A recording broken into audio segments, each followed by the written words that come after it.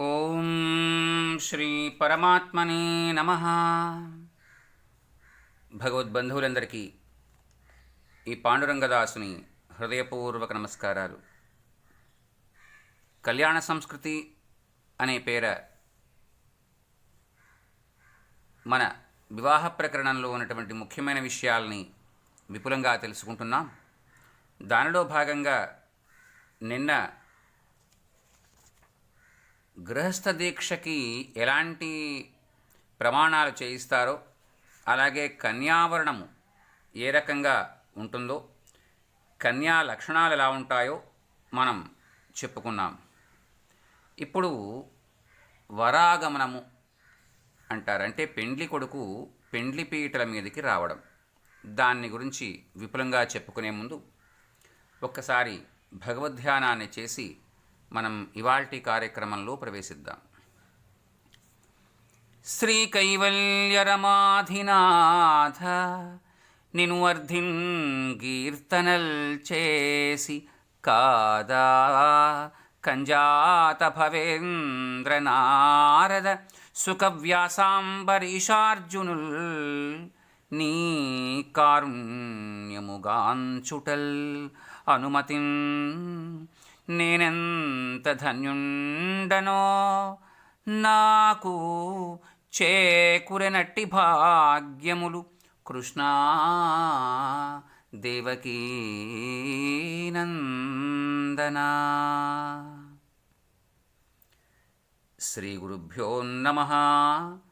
హరి ఓం. వరాగమనము అన్న విషయంతో ఇవాళ కార్యక్రమం మనం మొదలుపెట్టుకుందాం. అంటే పెండ్లికి తల్లి రావడం. దానికి ముందుగా అతని చేత సంకల్పం చేయిస్తారు వాళ్ళ వైపు ఉన్నటువంటి బ్రహ్మగారు. కేశవనామాలు ఇవన్నీ కూడా మామూలే, దేశకాలాలని ఇవన్నీ కూడా చెప్తారు. ఆ తర్వాత శ్రీ మహావిష్ణు ప్రీత్యర్థం కన్యాపరిగ్రహం కరిష్యే, మహావిష్ణువు యొక్క ప్రీతి కొరకు కన్యను తీసుకుంటున్నాను అని జలం వదిలిపెట్టిస్తారు. కొద్ది చోట్ల ఉంగరం వేలుతో ఆ నీటిని స్పృశింపజేస్తారు. ఆ తర్వాత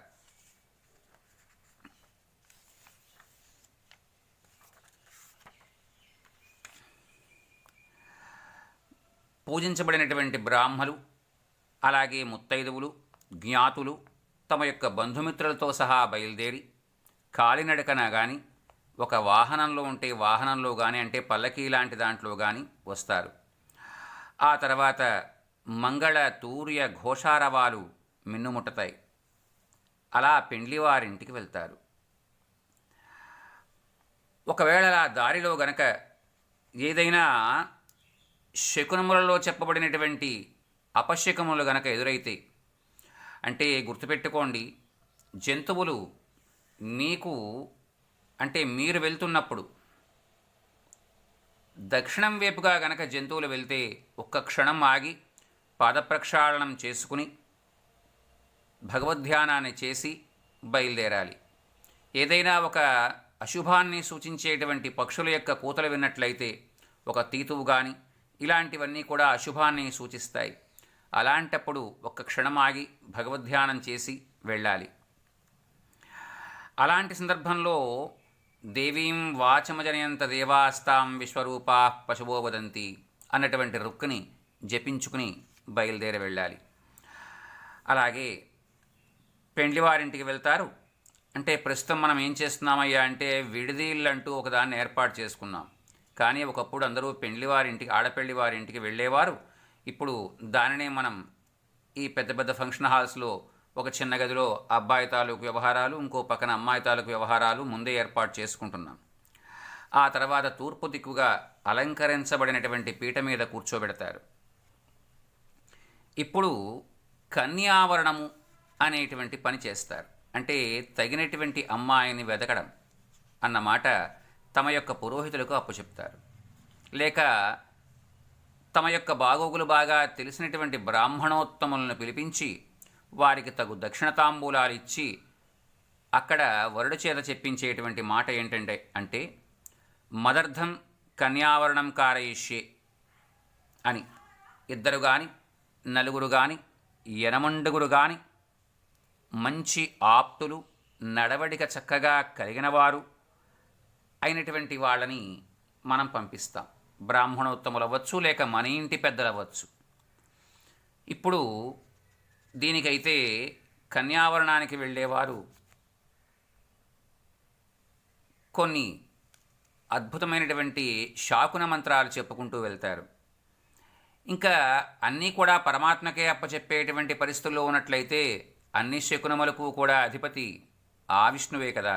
అందువల్ల అతో దేవా అవంతునో యతో విష్ణుర్విచక్రమే పృథివ్యా సప్తథా మాభి ఇదం విష్ణుర్విచక్రమే త్రేధా హృదయ బధం సంహోళమస్యపాం సురే త్రీణి పదాని విచక్రమే విష్ణోర్గోప ఆదాభ్య అతో ధర్మాణి ధారయన్ విష్ణో కర్మాణి పశ్యతో యతో వ్రతాని పస్పశే అని. ఇందులో అర్థాన్ని కూడా మనం తెలుసుకోవడానికి ప్రయత్నం చేద్దాం. ఈ పృథివి నుంచి 7 లోకాలు వెలుగులుగా విష్ణువు యొక్క ఏ మార్గంతో ఆక్రమించాడో ఆ మార్గంలో ఉండేటువంటి దేవతలందరూ కూడా మమ్మల్ని రక్షించుగాక. రేణువులతో కూడినటువంటిది ఉన్నటువంటి ఈ మార్గము విష్ణుపదాన్ని నిలిపి 3గా ఆక్రమించారు. అలాగే విష్ణువు 3 అడుగుల మేర ఆక్రమించారు. ఈ అడుగుల చేత రక్షించబడినటువంటి ఆదారులే ధర్మ చక్రంగా మనకి కనబడుతున్నాయి. ఇంద్రునితో కలిపి జతపడినటువంటి విష్ణువు ఈ కర్మలన్నింటినీ కూడా చూస్తూ ఉండుగాక. అలాగే ఇంద్రస్య యజ్ఞసఖా తద్విష్ణో పరమం పదం సదా పశ్యంతి సూరయ దివీవ చక్షురాతతం. అలాగే ఆ విష్ణువు యొక్క ఉత్తమ పదము ఏదైతే ఉందో ఆ పదము దివమందు నిండి కన్నుల పండుగగా చూచిన వారు ఎవరైతే ఉన్నారో మహానుభావులైనటువంటి వారు సూరులు అంటారు. అంటే పరమాత్మ యొక్క ఆంతరంగిక భక్తులని లేక ఆంతరంగిక భక్తకోటిలో చేరిన వారిని సూరులు అని పిలుస్తారు. అంటే వారు సదా విష్ణుపదాన్ని ఆశ్రయించి ఉంటారు. అలాంటి వారందరూ కూడా మమ్మల్ని కాపాడుగాక. తద్విప్రాసో విపన్వవో జాగృవాం సమింధతే విష్ణోర్యత్ పదమం పదం అని విష్ణుపదం పేరుగా ఏ ఉత్తమ మార్గమైతే ఉందో దానిని వివేకవంతులైనటువంటి ఈ విప్రులు హెచ్చరిక గలవారై తమయందు అంటే ఆ పరమాత్మను తమయందు ఆవాహన చేసుకొనుచున్నారు అని ఇలాగా పరమాత్మ గురించే ఆలోచనలు చేస్తూ మనం బయలుదేరి వెళ్ళాలి. ఆ తర్వాత మంగళ స్నానాలు చేయిస్తారు వరుణికి. ఆ వరుణి కన్నా కూడా ముందు వధువుకి మంగళ స్నానం చేయిస్తారు. ఆ తర్వాత విఘ్నేశ్వర పూజ చేయిస్తారు వరుడి చేత. తర్వాత పుణ్యాహవచనం చేస్తారు. ఆ తర్వాత ప్రాణాయామం చెప్పిస్తారు. ఆ తర్వాత ప్రాణాయామం కూడా అయిన తర్వాత శ్రీ పరమేశ్వర ప్రీత్యర్థం వరాం ప్రేషయిష్యే సుహృద సమవేతాని మాత్రతో వరాన్ ప్రహిణుదాత్ మదర్థం కన్యాం వృణీధ్వం. నా కొరకు మీరు కన్యను నిశ్చయించుకుని రండి అని మహానుభావుల్ని మనం పంపిస్తాం. వాళ్ళు ఈ దిగువ మంత్రాలతో అలా ఎవరైతే వెళ్తున్నారో ఎవరికైతే కన్యావరణానికి అధికారం ఇచ్చామో వారిని అర్చించాలి. ప్రసుగ్మంతాధియా ఆసానస్య సక్షణి వరేభిర్వరాన్ అభిషు ప్రసీదత అస్మాకం ఇంద్ర ఉభయం జుజోషతి యత్సౌమ్యస్యాందసో రుభోతి అన్రక్షరా రజనస్సంతు పంథా ఏభిః సఖాయో యంతి నో వరేయం సమర్యయా సంభవో నో నివీయాద్ సంజాత్స్పత్యం సుయమస్తు దేవాః. శ్రేష్టమైనటువంటి దాంపత్యాన్ని కలిగినటువంటి ఈ మహానుభావులు ఏ మార్గంలో బయలుదేరుతున్నారో ఆ మార్గం ఎలాంటి క్షయము లేకుండా రుజుమార్గంతో ఉండేది అవుగాక. అర్యముడు భృగుడు మమ్మల్ని చక్కగా నడిపించుగాక. దీని బాధ్యత పోని చక్కగా ఏ జంట దేవతలైతే ఉన్నారో అశ్విని దేవతలు వారు మా దారిని చక్కబరుచుగాక అని చెప్తారు. ఇప్పుడు మనం కన్యాదాత యొక్క ఇంటికి వెళ్తాం. అక్కడికి వెళ్ళిన తర్వాత ఆ అబ్బాయి యొక్క గోత్రనామాలని వారికి తెలియచేస్తాం. దీనిని ప్రవర అని పిలుస్తారు. ఇది కూడా ఇంచుమించుగా చాలా వర్ణాలలో ఈ ప్రవర చెప్పించుకోవడం అన్నమాట కూడా మానివేశారు. ఈ ప్రవర వల్ల ఏంటయ్యా అంటే ఆ వరుడు యొక్క తండ్రి, వారి తాతగారు, వారి ముత్తాతగారు వీరందరూ కూడా తెలుస్తారు.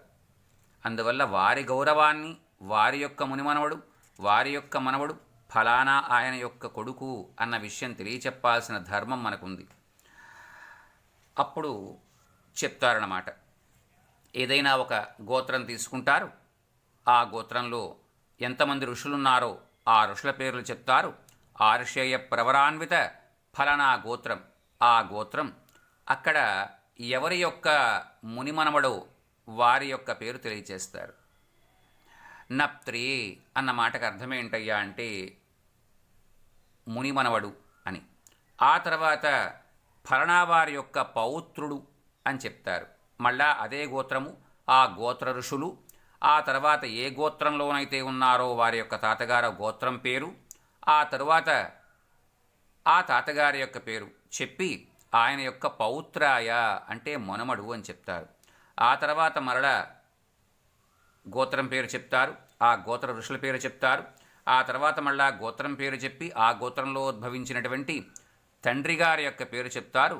చెప్పిన తర్వాత పుత్రాయ అని చెప్తారు. ఆ తర్వాత మరలా గోత్రము ఋషులు మళ్ళా గోత్రము చెప్పి ఆ అబ్బాయి పేరు చెప్తారు. చెప్పి బ్రాహ్మణులకైతే శర్మ అని చెప్తారు, అలాగే రాజులకైతే వర్మ అని చెప్తారు, అలాగే వైశ్యులకైతే గోప అని చెప్తారు, అలాగే శూద్రులకైతే దాస అని చెప్తారు.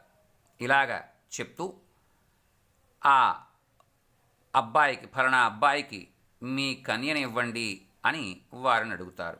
ఇలాగే అటువైపున అంటే అమ్మాయి వైపు ఉన్నటువంటి బ్రహ్మగారు కూడా ఆ అమ్మాయి యొక్క తాతగారి పేరు, ముత్తాతగారి పేరు, తండ్రి గారి పేరు చెప్తారు. ఆ అమ్మాయి పేరు కూడా చెప్తారు.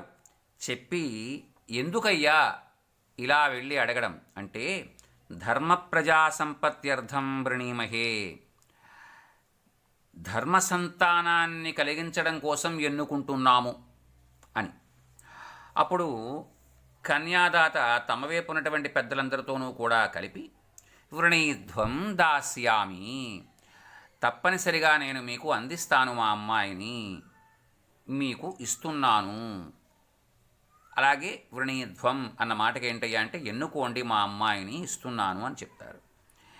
ఇలా ముమ్మారు ప్రవర చెప్పి అడుగుతారు, వారు కూడా ముమ్మారు ప్రవర చెప్పి అందిస్తారు. అప్పుడు మగపెళ్లి వారి వైపు వచ్చినటువంటి బ్రాహ్మణోత్తములు కానీ పెద్దలు కానీ కృతార్థావయం అని చెప్పుకుంటారు. అంటే మేము కృతార్థులము అయ్యాము. అప్పుడు వరుడికి వచ్చి తెలియచేస్తారు, నాయన ఇలాంటి రూపలావణ్యాలు కలిగినటువంటి విద్యాబుద్ధులు కలిగినటువంటి కన్యను మీకోసం మేము ఎన్నుకున్నామయ్యా అని చెప్తే అప్పుడు ఆ అబ్బాయి మళ్ళా సంకల్పం చేసి అంటే వరుడు శ్రీ పరమేశ్వర ప్రీత్యర్థం ధర్మ ప్రజా సంపత్త్యర్థం స్త్రియం ఉద్వహే, పరమేశ్వర ప్రీతి కోసం ధర్మ సంతాన సంపద కలగడం కోసం ఈమెను వివాహం చేసుకుంటున్నాను అని ఆ మాట చెప్పి జలపూర్వం ధారాపూర్వకంగా జలం వదిలిపెడతారు. ఆ తర్వాత కన్యాదాత యొక్క ఇంటికి వెళ్తే ఆ కన్యాదాత అంతకుముందే గౌరీ పూజ చేసి ఉంటారు అమ్మాయితో పాటుగా.